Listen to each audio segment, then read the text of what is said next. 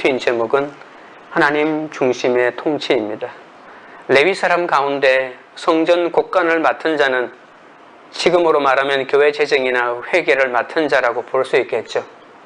백성이 예배를 위해 구별하여 드린 예물이기 때문에 다윗은 레위인 가운데 사람을 세워 특별히 그것들을 관리하게 합니다. 그리고 곡간마다 책임자를 따로 세워 철저히 관리합니다. 곡간을 담당한 자들은 돈을 관리하는 일을 맡았기 때문에 탐욕에 사로잡히지 않도록 늘 서로를 돌아보며 점검하고 격려했기도 했겠죠. 이스라엘은 하나님이 다스리는 나라이기에 다윗은 성전 바깥 일도 율법을 잘 아는 레위인들이 담당하게 합니다.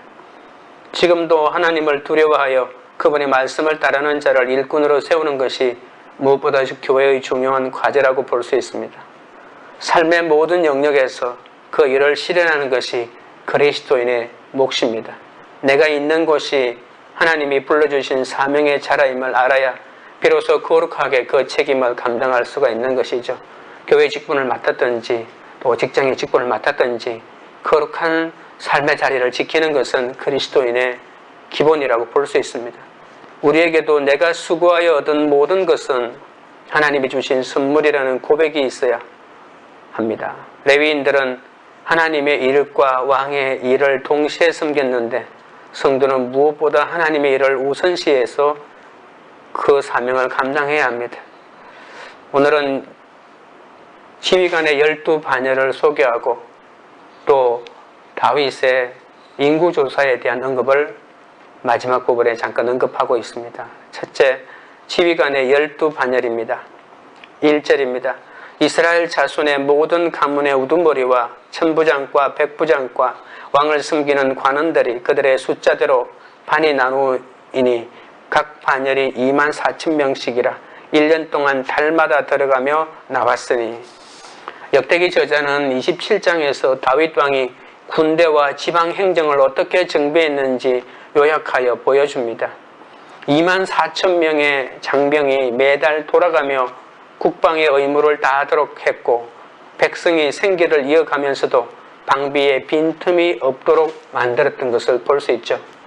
군대는 다윗이 거느린 조직 중에 규모가 가장 크고 체계적인 조직입니다. 다윗은 12부대를 만들었고 그 12부대 가운데 매달 한 부대씩 한 달을 번갈아 가면서 자신의 일을 돕도록 했습니다. 그러니까 직업 군인이 아니라 오늘날로 말하면 일종의 예비군 같은 부대라고 볼 수가 있습니다. 다윗의 군대는 3명의 용사가 있고 또 30명의 두목이 있고 그렛사람, 블렛사람, 가드사람 등으로 구성되어 있었습니다. 또한 본문이 언급하는 부대들이 1년 중 한 달 동안만 왕을 보좌하는 일을 했던 점도 이와 같은 해석을 지지할 수 있겠죠. 각 부대가 24,000명씩 군인들로 구성되었다고 하는 것인데 진짜 이 숫자가 24,000명이라기보다는 이 숫자는 아마 상징적인 의미가 들어있는 숫자로 볼 수 있습니다. 2절입니다. 첫째 딸 반의 반장은 삽디엘의 아들 야수보암이요 그의 반에 24,000명이라.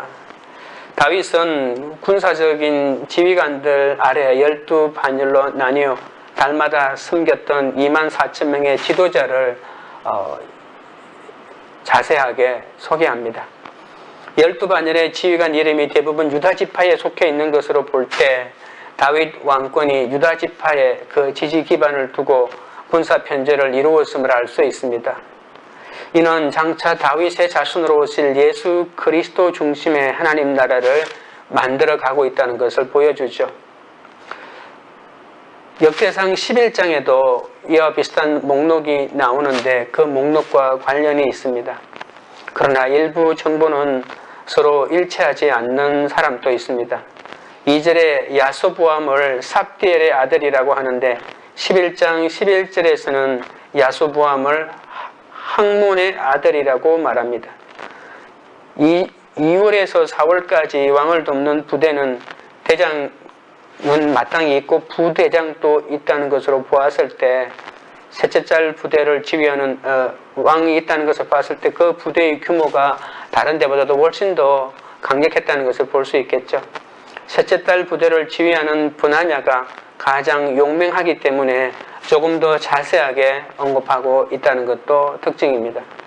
말씀에 기반하여 예수님 중심으로 조직과 제도가 정비될 때 가장 부강한 공동체와 나라가 된다는 것을 또한 느낄 수가 있습니다. 평소에 말씀을 지속해서 묵상하며 또 스스로 무장한 사람들은 육적으로 편한 환경이 영적으로는 위기라는 것을 알기 때문에 경계를 늦추지 않습니다. 육적으로 편한 것이 영적으로도 편하다고 생각하면 큰일 날 수가 있겠죠. 대개 말씀을 묵상하고 그대로 실천했더니 저절로 전도도 되고 양육이 되는 것이 큐티의 열매이기도 합니다. 그런 사람에게 여호수아와 같은 영적 리더십이 주어지는 것이죠. 말씀 묵상도 하지 않고 그런데도 내 주위에 일어나는 일들이 잘 되는 것은 위기라고 말할 수 있습니다. 말씀으로 준비되지 않는 사람은 이 영적인 리더십을 발휘할 수가 없습니다. 직분이라고 하는 그러한 세상의 지위가 나의 영적 리더십을 담보해 주지는 못합니다. 평범한 삶을 잘 사는 것이 가장 비범한 삶이라고 했습니다. 우선순위를 하나님 말씀 보는 것에 두어야만 됩니다. 나의 약함이 곧 강함이고 그리고 그 약함으로 내 힘을 의지하지 않고 하나님을 의지할 때 내게 주어진 사명도 감당할 수 있습니다. 적용 질문 드립니다. 나는 가정과 나라가 안정하게 되도록 무엇을 준비하고 있습니까? 그것은 말씀에 기반한 준비입니까? 아니면 세상 지혜에 기반한 준비입니까? 둘째는 12지파의 지도자에 관련된 내용입니다. 16절입니다. 이스라엘 지파를 관할하는 자는 이러하니라. 르우벤 사람의 지도자는 시그리의 아들 엘리에셀이요 시므온 사람의 지도자는 마아가의 아들 스바다요. 다윗이 12지파의 지도자를 임명하는데 그들 대부분의 이름이 하나님으로 시작합니다. 그 가운데 엘리에셀은 엘리라고 하는 말은 나의 하나님이란 뜻이고 에셀이라고 하는 말은 에젤이라고 하는 말인데 나의 도움이라는 그런 뜻이죠. 그래서 하나님은 나의 도움이시다. 스바다는 여호와께서 심판하셨다. 뭐 그런 뜻이고. 그래서 보통 엘이라는 이름이 들어가거나 보통 야라고 하는 이름이 들어가면 하나님 또는 여호와, 그래서 이름의 뜻이 대부분 그런 뜻이 담겨 있습니다. 이때 다른 지파의 지도자는 한 명씩 임명되는데 레위 지파에만 2명이 임명되는 것을 알 수 있습니다. 이것은 다윗이 레위 지파가 하는 일, 그러니까 예배를 관장하는 일이 그만큼 중요하게 여겼다는 것을 볼 수가 있겠죠. 여기에 기록된 지파별 지도자는 정확히 어떤 역할을 했는지는 알 수가 없습니다. 보통 각 지파를 대표하는 지도자는 장로가 대표적이거든요. 그런데 여기에서는 장로라고 하지 않고 우리말로는 지도자라고 번역한 이런 특별한 다른 용어를 사용하고 있다는 것이죠. 다윗이 인구조사를 할 때 그를 도왔던 지파별 지도자라고 하는 해석도 있습니다. 그런데 인구조사에서 제외되었던 지파가 레위 지파와 베냐민 지파잖아요.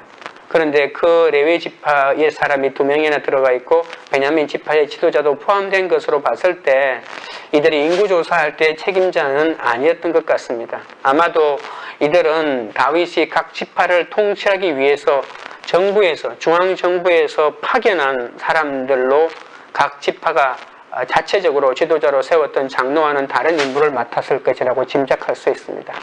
그러니까 장로는 각 지파별로 자체적으로 임명한 지도자지만 여기 나와 있는 16절부터 22절에 있는 이 지도자는 중앙정부에서 다윗이 지방으로 파견했던 그런 지도자가 아닐까라고 짐작할 수가 있습니다.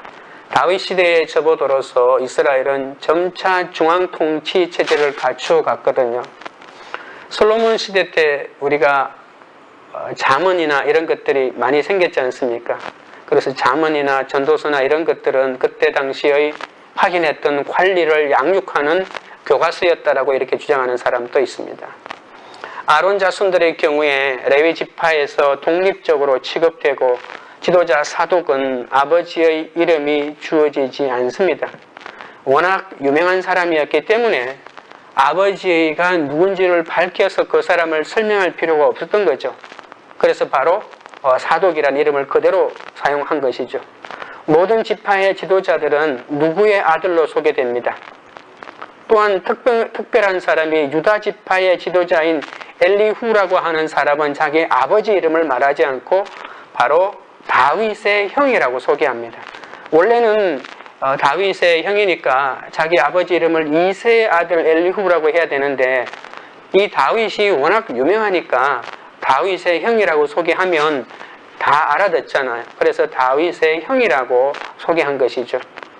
아무래도 아버지 이새보다는 다윗의 명성이 탁월하기 때문에 예외적으로 취급한 것이라고 볼 수 있습니다. 그런데 사무엘상 16장과 역대상 2장에 기록된 다윗의 형제들 이름에는 엘리후라고 하는 사람이 없습니다. 엘리압이라고 이렇게 말하거든요. 그래서 엘리후는 다윗의 맏형인 엘리압을 다르게 표기한 것으로 보아야 됩니다. 포로에서 돌아온 이스라엘은 왕을 중심으로 한 국가가 아닙니다. 이제 이스라엘은 하나님 중심의 신정 국가입니다. 가정뿐 아니라 나라도 또 개인의 삶에서도 하나님이 가장 우선시 될 때 참 평화와 번영을 누릴 수가 있습니다. 내가 먼저 앞서지 않고 하나님이 앞서가실 때 모든 일에 흔들림이 없습니다. 큐티도 하고 교회 봉사도 하고 11조도 하고 가난한 사람들도 돕고 다 합니다. 요란하게 신앙생활을 하고 요란하게 기도합니다. 그러면서 오로지 구하는 것이 이 땅에서 잘 때는 축복밖에 없다면 어떻게 되겠습니까? 명심하셔야 됩니다. 다른 복음은 없다는 것입니다. 십자가와 다른 복음은 같이 쫓을 수가 없습니다. 이 땅에서 잘 먹고 잘 살고 많은 것들을 누리는 복음과 십자가의 복음은 다릅니다. 십자가의 복음을 쫓아니까 이거 세상에 여러 가지 축복도 주더라라고 하는 것은 성경에서 말하는 논리가 아닙니다. 하나님은 무조건적인 은혜로 우리를 부르셨습니다. 그런데 요란하게 기도하고 헌금을 꼬박꼬박 내서 잘 된다고 생각하는 것이 은혜를 떠나서 다른 복음을 쫓는 모습일 수도 있다는 것을 명심해야 합니다. 구원을 위해 내가 할 일은 다른 복음을 버리고 오직 십자가를 쫓는 것입니다. 빨리빨리 뭔가 잘 되고 달라지는 것이 아니라 내가 지금 속한 가정과 학교와 교회 공동체에서 순종하며 묵묵히 십자가를 지는 것, 이것이 복음의 핵심입니다. 적용 질문 드립니다. 가정과 회사, 교회 공동체의 중요한 일을 말씀과 기도로 신중히 결정합니까? 내 생각대로 성급히 결정하다가 일을 거르친 적은 없습니까? 셋째는 인구조사의 미완성입니다. 23절, 24절입니다. 이스라엘 사람의 20세 이하의 수요는 다윗이 조사하지 아니하였으니 이는 여호와께서 전에 말씀하시기를 이스라엘 사람을 하늘의 별같이 많게 하리라 하셨습니다. 스루야의 아들 요압이 조사하기를 시작하고 끝내지도 못해서 그 일로 말미암아 진노가 이스라엘에게 임한지라 그 수요를 다윗 왕의 역대절하게 기록하지 아니하였더라. 지파별 지도자 목록에 다윗의 인구조사 이야기가 뒷부분에 덧붙여 있습니다. 역대기 저자는 다윗의 인구조사가 완성되지 못했음을 밝힙니다. 여기에는 다윗 왕의 범죄를 어느 정도 완화하여 마무리 지으려는 저자의 의도가 담겨 있죠. 이 열왕기에 보면 이 열왕기 그러니까 신명기 역사서 사무엘서나 열왕기서에서 나타나는 이 다윗에 대한 평가는 잘못한 것에 대해서도 아주 적나라하게 드러내고 있잖아요. 그래서 다윗이 인구조사를 한 것은 사탄의 역동 때문이었다고 이렇게 표현하기도 합니다. 다윗은 자기 힘을 과시하고자 인구조사를 하였습니다. 그런데도 20세 이하의 수요를 조사하지 않은 것은 모세가 하나님의 약속을 신뢰함으로 인구조사의 관습을 따라했기 때문입니다. 또한 오늘 본문에서 말하고 있는 것처럼 하나님이 이스라엘 백성들을 얼마나 많게 하셨던지 20세 이하 사람들은 아예 처음부터 계속할 생각조차 없었습니다. 왜냐하면 숫자가 너무 많기 때문에. 하나님이 아브라함에게 약속하신 많은 자손은 이미 다윗 시대에 이르러 성취되었습니다. 하나님이 아브라함에게 하신 약속을 이루셔서 그러니까 이스라엘이 수를 셀 수 없을 정도로 번성하게 되었다는 것을 강조하고 있습니다. 그러나 하나님의 진노로 요압이 중간에 인구조사를 멈추고 이러한 이유로 다윗 통치 당시 이스라엘의 인구가 얼마나 되었는지는 자신의 역대제작에 그 수요를 기록하지 않도록 조처했죠. 그러니까 인구조사를 끝까지 조사하지 않았다라고 하는 것들을 역대기에서 밝히고 있는 것입니다. 밧세바와 간음 사건 이후에 아들 압살롬과 베냐민 사람 세바의 반역을 겪은 다윗은 자기 능력을 과시하고 싶어서 이 사탄에게 격동당합니다. 압살롬과 세바가 반역을 일으킬 때마다 이스라엘 백성의 마음이 다윗에게서 떠났기 때문에 다윗은 한편으로 백성이 두렵기도 하고 원래 다윗은 갑자기 인기몰이가 되어서 왕의 사위가 되고 왕의 반열까지 올라갔던 사람이잖아요. 그러니까 어떻게 보면 다윗은 인기에 굉장히 중요하다고 생각하는 사람이기도 합니다. 그래서 계속해서 반역이 일어나니까 자신에 대한 인기가 떨어지는 것이 두려웠겠죠. 그래서 한편으로는 열등감도 들었을 것입니다. 그래서 그는 그 두려움을 우월감으로 포장하여 감추고자 이스라엘의 인구수를 조사한 것입니다. 이스라엘이 하나님의 소유임에도 그는 전쟁에 나갈 용사들을 자기 소유인 것처럼 과시하고자 했습니다. 이스라엘의 훌륭한 용사가 많음을 확인하고 그래서 자신의 힘이 이만큼 강대하다는 것을 보여주려고 했던 것입니다. 사탄이 내 욕심과 열등감, 연약함을 충동질할 때 우리도 다윗처럼 격동당할 수 있습니다. 그러므로 나 스스로는 격동을 제어할 수 없음을 알고 늘 말씀으로 나 자신을 돌아보고 연약함을 고백하며 공동체 지체들의 권면에 귀를 기울여야 합니다. 다윗은 사울에게 쫓길 때 부르짖어 기도드리고 하나님만 의지했고 왕이 된 이후에는 끊임없이 주의 나라와 전쟁을 할 때도 하나님께 묻고 전장에 나가는 선한 왕이었습니다. 그런 그가 인생 말년에 사탄의 격동을 당해서 인구조사를 한 것은 우리가 얼마나 치열하게 자신과 싸움을 계속해야 하는지 보여줍니다. 끝이 없습니다. 하나님 나라 가는 그날까지, 하나님 곁에 가는 그날까지 우리는 끊임없는 영적 전투를 치루어야 합니다. 우리가 오늘 승리해도 내일 넘어질 수 있는 인생이기 때문에 선줄로 생각하는 자는 넘어질까 조심하라는 이 말씀에 의해서 말씀을 마음판에 새기며 끊임없이 나 자신과 싸워가야 합니다. 천국에 가는 그날까지 늘 묻고 기도하며 회개하는 것만이 치열한 영적 전쟁에서 승리하는 길입니다. 다윗은 이스라엘의 임한 진노를 통해 깊이 회개한 후에야 이스라엘이 군사의 많고 적음에 따라 유지되는 세속적인 국가가 아니라 오직 언약을 이루시는 하나님의 은혜로 유지되는 국가임을 깨닫게 됩니다. 그분을 위해 내가 할 일은 다른 복음을 버리고 오직 십자가를 쫓는 것입니다. 그래야만이 내 삶 가운데 이루시는 하나님의 사명을 감당할 수가 있는 것이죠. 적용 질문 드립니다. 죄악 중에도 하나님이 전에 말씀하신 약속이 생각나 죄의 길에서 돌이킨 적이 있습니까? 기도드리겠습니다.